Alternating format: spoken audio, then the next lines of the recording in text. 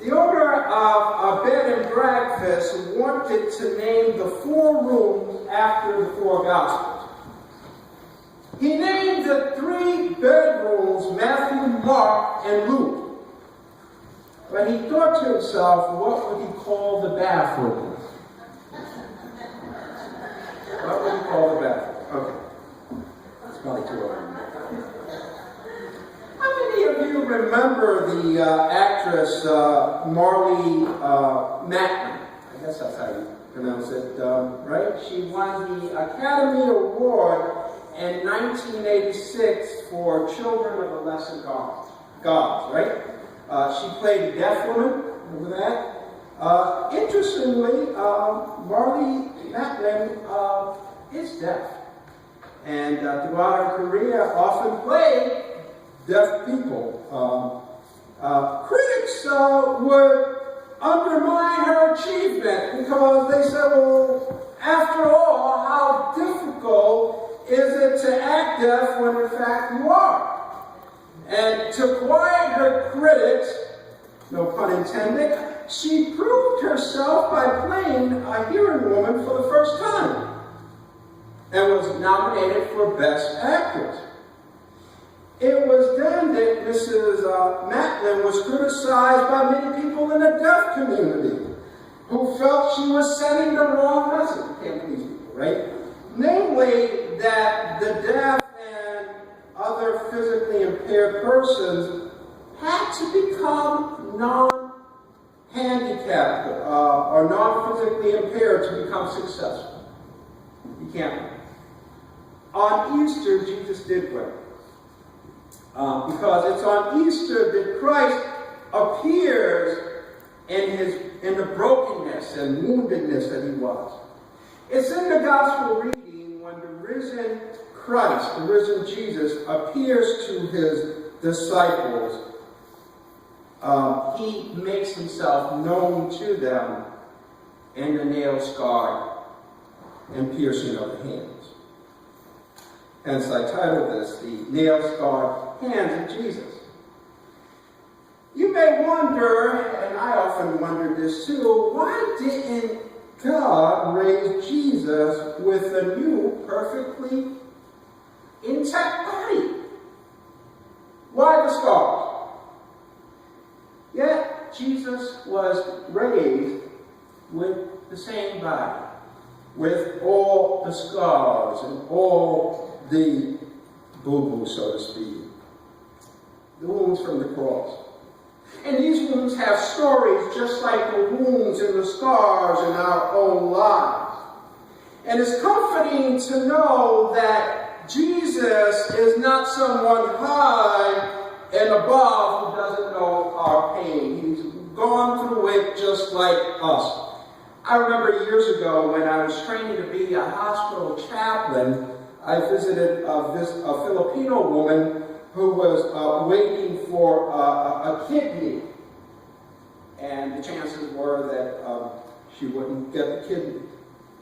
And I remember she was surrounded by all of these pictures of Jesus. She was Roman Catholic.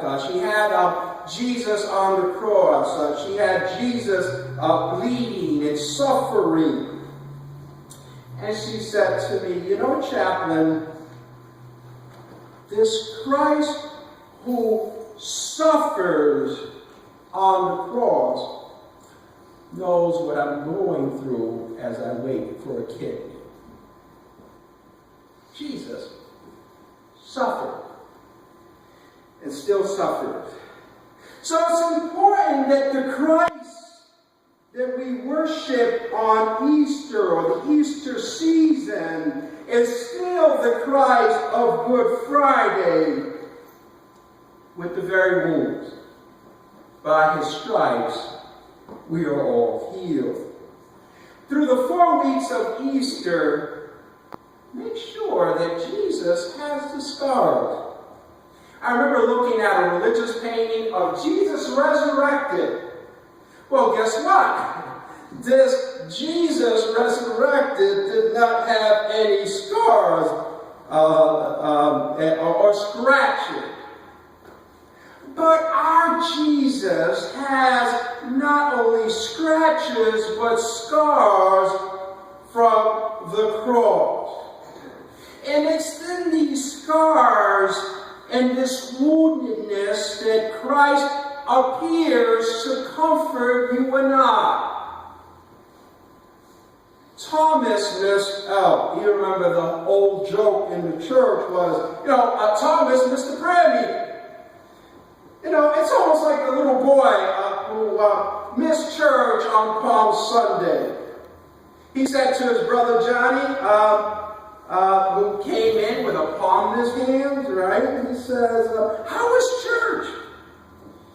And the little boy said, it was great. Jesus came riding on a donkey, and the people threw palm branches at Jesus, to which the little boy said, that's my luck. The one day I'm sick, Jesus shows up. But I'm here to say that Jesus always show up, even though you and I may not. Now, in all the years that I've been reading this, it dawned on me, how did Thomas know that Jesus would resurrect with the same nail-scarred body? Because he says, and the apostles didn't say this, he says, unless I see the hands and put my finger in the nail scar in his pierced side, I will not believe. Thomas, besides seeing, wanted to also touch. Some things, this is something that the disciples never asked for. They didn't want to. For them, it was not necessary to touch the physical body of Jesus. It was just enough to see. But Thomas goes out on the limb and says, unless I place my body in the nail print, I will, in the Greek is, I will never, ever believe. For Thomas, seeing the risen Jesus wasn't enough. He had to touch him as well. And it says that when they were gathered, Jesus appeared.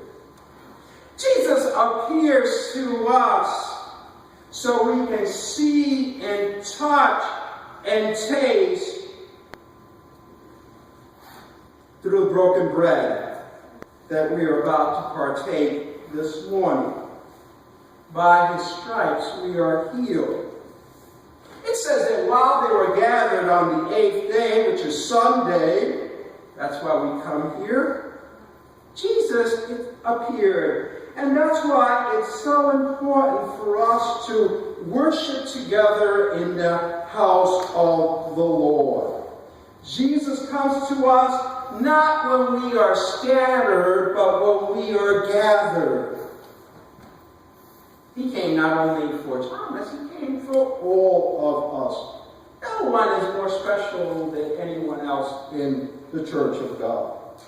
But I'm here to say that Thomas gets a bad rap. And how many of you believe that? I've always said, hey, we got to give Thomas a break. I mean, we give him the adjective doubting Thomas. But you know what?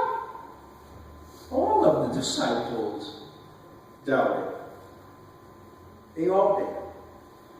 After all, how often do we see someone raised from the dead?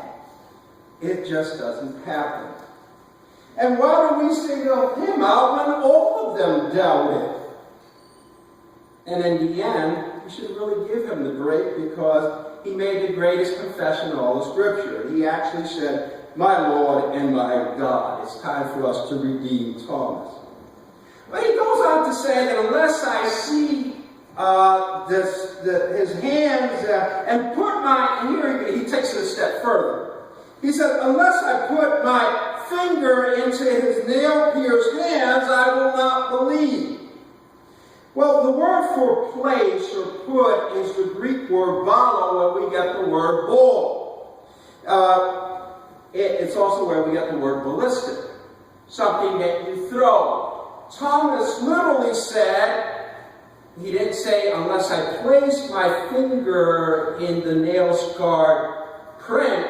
He said, unless I thrust, or unless I throw my finger in the nail-scarred side, I will not believe. Wow. Thomas wanted to thrust his finger into Jesus' hands just like the nails went into Jesus' hand. Almost like he wanted to re-crucify the Lord. But despite the doubt, Jesus came. You know, what's interesting is that when Jesus came, the doors were locked. Right? They were shut. And I remember for years and years when I was in Sunday school, and you probably heard this, how did Jesus get in when the doors were locked? Wow. I remember, this debate, hearing this in Sunday school. They lock the doors, and sometimes we want Jesus to come in, but yet the doors of our lives are shut tight. They lived in fear. 1 year after the Easter, the resurrection, they were still living in locked doors. And God doesn't want us to live in locked doors or in fear. It's not in our strengths, but in our weakness, in our fears, and when the doors are locked in our lives, that Jesus appears. Through some mysterious means, Jesus appeared without the door being open. Which begs the question, how did Jesus appear when the doors were locked? The resurrection body of Jesus is not limited to physical burial, which is why the body of Jesus can be in heaven and at the same time at this table when we break bread. The spiritual body of Jesus knows no physical limit. Jesus comes even when the door of our lives are shut tight. When I was in prison, I love saying that because it's, oh my God. When I was in prison as a chaplain, I forget where there, Reverend Taylor. When I was in prison as a chaplain, I remember Jesus made it through the thickest walls and doors. He was present in every religious service. It doesn't matter what doors are shut, Jesus can come into our lives. Where there's pain and there's doubt, Jesus still comes. He comes towards Thomas, the guy that we baptized as a doubter. Jesus does not come when we are strong. Jesus comes when we are weak. And Jesus still comes, no matter how tightly the doors are shut in our life.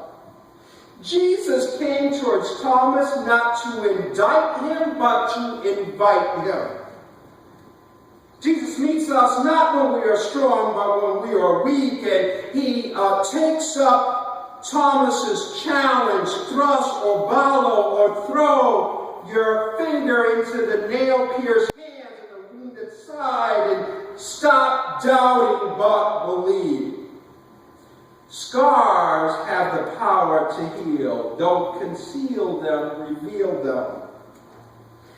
The last time I was in Washington, D.C., I went to see the Vietnam Memorial, and I was taken by that. But the other monument that I was taken back by was the memorial to FDR, to Franklin Delano Roosevelt. Shows the picture of during his term during the Great Depression and during World War II. And there was controversy when you study that, because even though Franklin Delano Roosevelt had polio and used a wheelchair, the designers decided against showing President Roosevelt on a wheelchair. They didn't feel that that was presidential. Instead, they had the president sitting on the record chair with a cloak covering his lower body, not knowing that oftentimes the president had braces to help him walk, but oftentimes used a coat or a jacket or whatever to cover. People didn't want a president that had this. Until a few years later, and through much lobbying, the National Organization of Disability put another statue of the president, clearly showing him on a wheelchair, like the one he used to use. Many believe that FDR was so beloved because he knew what pain and suffering was in a very personal way. When people are suffering hardship, he was aware of that. And it's because Jesus suffered. It's because Jesus' nail-scarred hand. And he knows our pain and he knows our suffering. By his stripes we are healed.